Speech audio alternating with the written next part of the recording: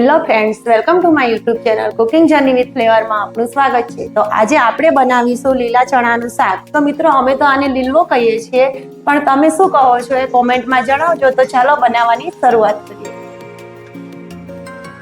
લીલવો બનાવવા માટે મેં અહીં એક બાઉલ લીલા ચણા લીધા છે। એમાંથી અડધા ચણા આપણે જારમાં એડ કરીશું, થોડા ચણા બાકી રાખીશું।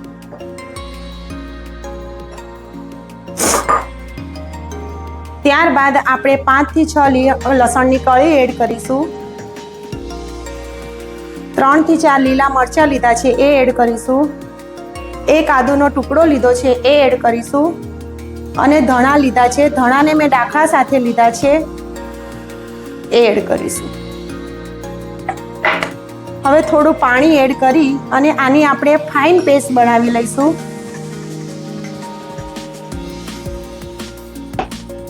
તો આ રીતે એકદમ ફાઇન પેસ્ટ બનાવી લેવાની છે।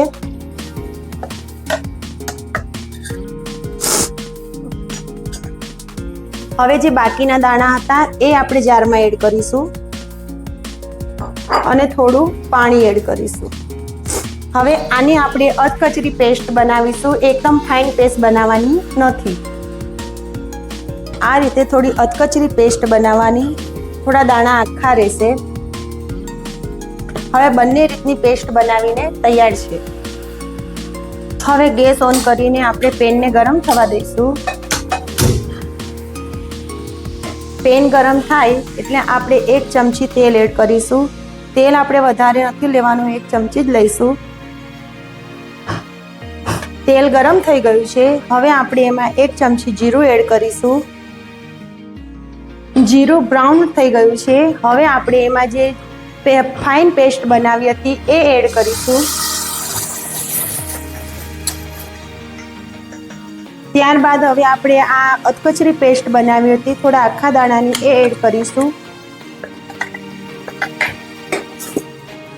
થોડું જરૂરિયાત પ્રમાણે આપણે પાણી એડ કરીશું।